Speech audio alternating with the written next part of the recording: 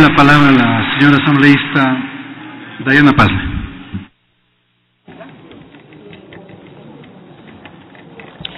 Buenos días, señor presidente, señoras y señores asambleístas.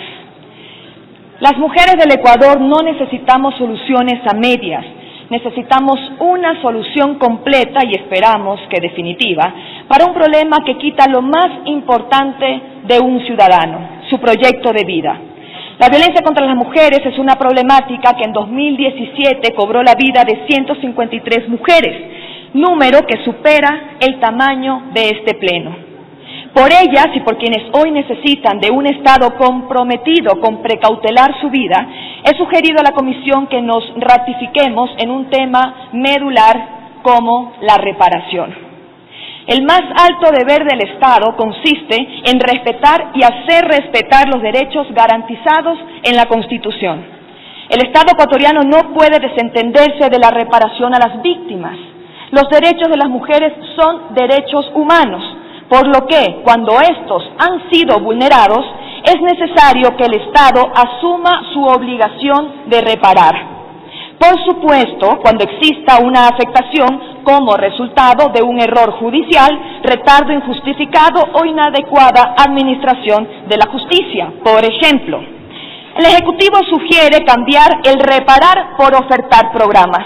Ofertar programas no es reparación, es parte de la prevención, otra de las obligaciones del Estado. Reparar es asegurarnos que a las mujeres se les dé la oportunidad de recuperar su proyecto de vida, el cual se ve afectado por la violencia en cualquiera de sus ámbitos y en cualquiera de sus tipos. Por ejemplo, las niñas y adolescentes víctimas de violencia sexual convertidas en madres se ven forzadas a dejar sus estudios, lo que implica que a la larga abandonen la escuela, que no tengan un título universitario y en el tiempo que no puedan acceder a un empleo estable. La afectación a esta niña o adolescente debe ser reparada por el Estado para garantizar el cumplimiento de su proyecto de vida mediante becas o ayudas económicas. Darles apoyo a las mujeres violentadas es devolverles su vida. Entonces, el Estado ecuatoriano quiere tomar iniciativas para frenar la violencia contra las mujeres, pero estas iniciativas no serán o solamente serán efectivas en la medida en que les permitan a las mujeres recuperar lo que la violencia les arrebató, su vida, su autoestima, su independencia económica. En cuanto a las obligaciones estatales, como lo he expresado desde la conformación de la Comisión, una ley sin presupuesto es un canto al himno nacional. En la construcción de esta ley establecemos en el presupuesto general del Estado un plan de acción específico. Este plan se disfraza en la objeción de preasignación. La Comisión no estableció dentro de la norma un porcentaje, pero sí un plan de acción específico que garantice la asignación de recursos que actualmente no contempla el presupuesto general del Estado para la ejecución de las nuevas competencias transferidas. No se puede transferir competencias sin la transferencia de recursos suficientes. Eliminar el plan de acción específico afecta a los planes de desarrollo nacional y regionales y por lo tanto al presupuesto de los GATS, que deben cumplir y hacer cumplir la ley en territorio, sobre todo a través de las juntas cantonales de protección de derechos que se deberán fortalecer con esta ley. Esta objeción afectaría especialmente a los municipios que no cuentan con recursos suficientes, por lo que este veto perjudicaría directamente a las mujeres que decimos querer proteger. No es el caso de los municipios más grandes, como el de Guayaquil, que ya tiene su ordenanza y cuyo plan de acción supera las competencias que transfiere esta ley. Por esto es necesario ratificarnos en este tema.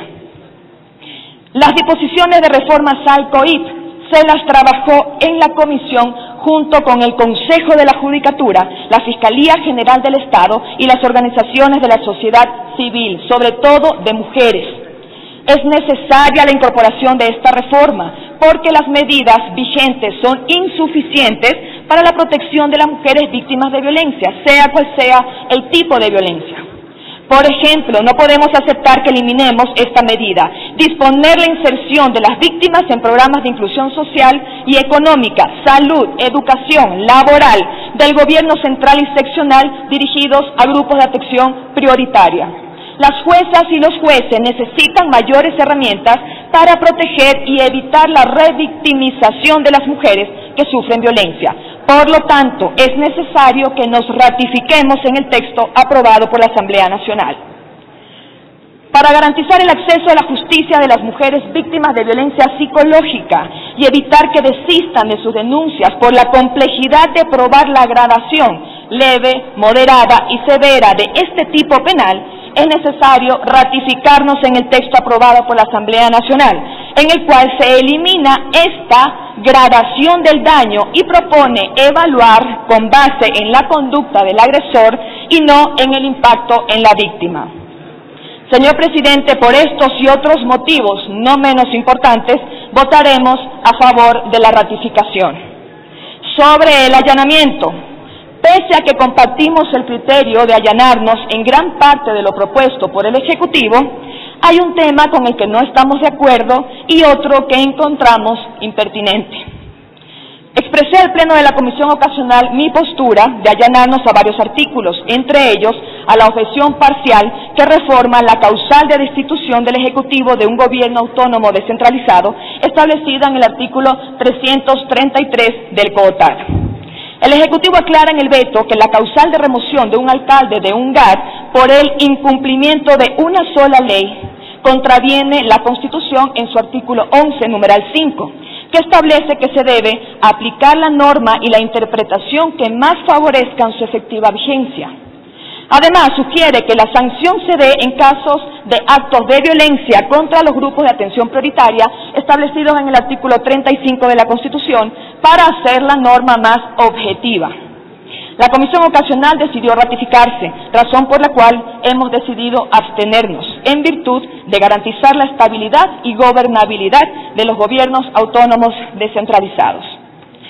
Esta bancada defiende el voto positivo que le dimos a la ley el día 25 de noviembre, sesión en la cual se recogió nuestra observación que iba en favor de garantizar el derecho a la salud para las mujeres, específicamente en los casos establecidos en el artículo 150 del COIP. El día martes 28 ese texto se eliminó, motivo por el cual esta bancada votó en contra. Hoy, al suprimirse en el veto del Ejecutivo parte del mismo artículo, alterando aún más su espíritu y coherentes con nuestra votación, nos abstendremos. En resumen, señor Presidente y compañeros y compañeras legisladores, por los motivos expuestos, la bancada del Cambio Positivo se abstendrá en el allanamiento y votará a favor de las ratificaciones, reiterando nuestro compromiso con las mujeres, niñas y jóvenes que necesitan una ley sin estos vacíos. Muchas gracias.